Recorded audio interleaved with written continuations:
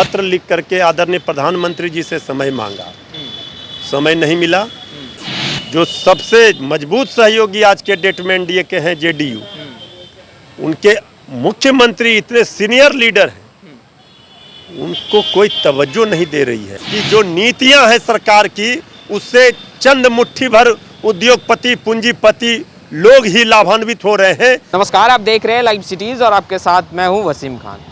जातीय जनगणना को लेकर अब सियासत तेज हो चुकी है। ऐसे में जहां एक तरफ तेजस्वी यादव लगातार आवाज़ बुलंद करते दिखाई दे रहे हैं, वहीं जेडीयू भी लगातार जातीय जनगणना के पक्ष में बयान देते नजर आ रही है।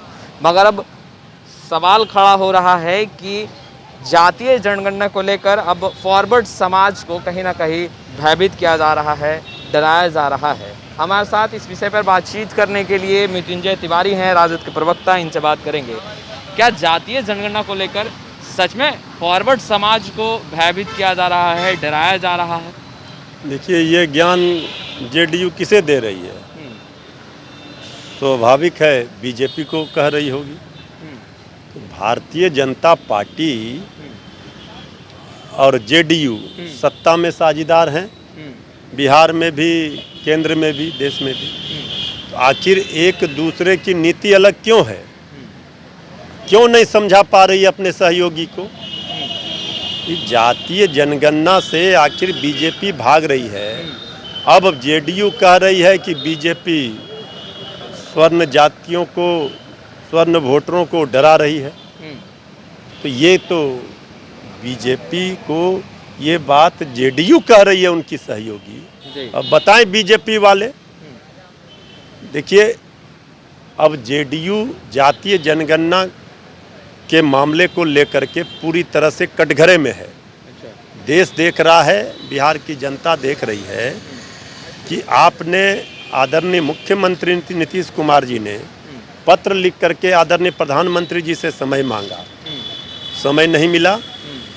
बाकी चीज़ों के लिए आदरणीय प्रधानमंत्री जी को समय है, लेकिन अपने सहयोगी, जो सबसे मजबूत सहयोगी आज के डेट में एनडीए के हैं जेडीयू, उनके मुख्यमंत्री इतने सीनियर लीडर हैं, उनको कोई तवज्जो नहीं दे रही है।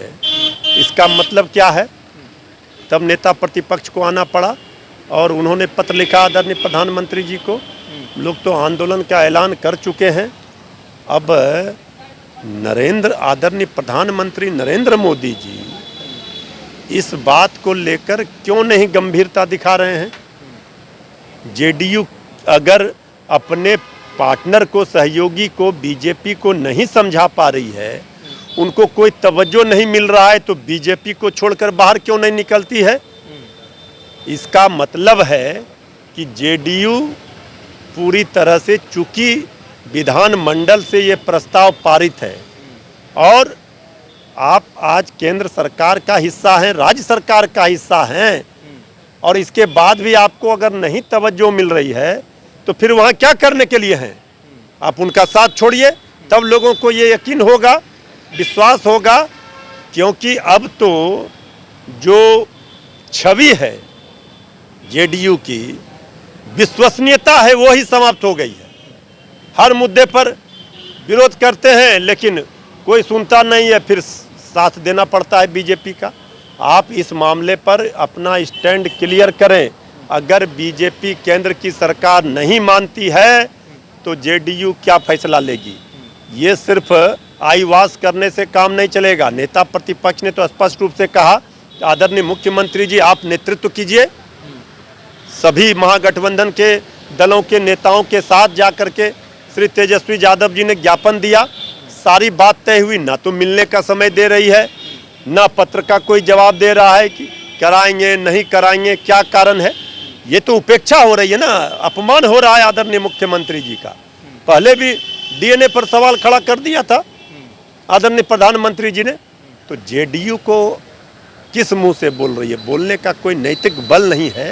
आप लोगों को भी लग रहा है कि फॉरवर्ड जो समाज है, फॉरवर्ड जो समाज, उनको कहीं ना कहीं भयभीत और डराया जा रहा है, राजद को लग रहा है? देखिए, फॉरवर्ड समाज को कौन डरा? बुद्धिजीवी वर्ग है, को डराने धमकाने का कहाँ सवाल है? नहीं, भयभीत किया जा रहा है जातीय जनगणना को लेकर के, कहीं ना कहीं गलत बात गरीबी और अमीरी की लड़ाई की है। ये लड़ाई है गरीबी और अमीरी की।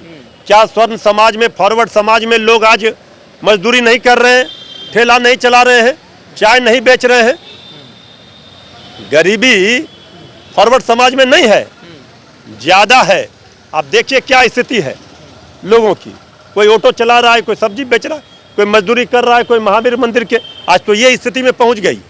ये फॉरवर्ड और बैकवर्ड का सवाल नहीं है, सवाल है इससे हकीकत तो पता चले, कोई योजना बने, उसमें सबको उसका वाजिब हक मिले।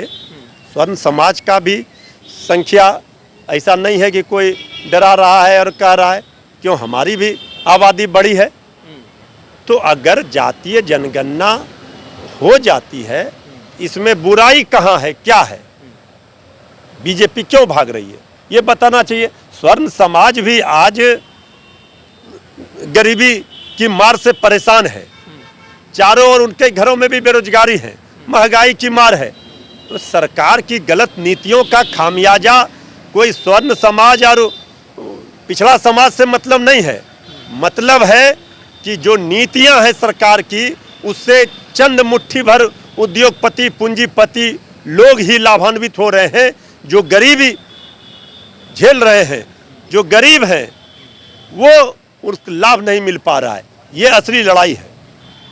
तो आपने सुना किस तरीके से राजद का साफ तौर पे कहना है कि जातीय जनगणना किसी खास विशेष वर्ग के लिए नहीं है, इससे पता चलेगा और कि सरकार की योजनाओं का लाभ जो है वो समाज को मिल रहा है कि नहीं, हर तबके को मिल रहा है कि नहीं। खैर, लाइव सिटीज़ के साथ बने रहें, हम तमाम लेटेस्ट तस्वीरें लगातार अपडेट करते रहेंगे। आपका बहुत बहुत शुक्रिया।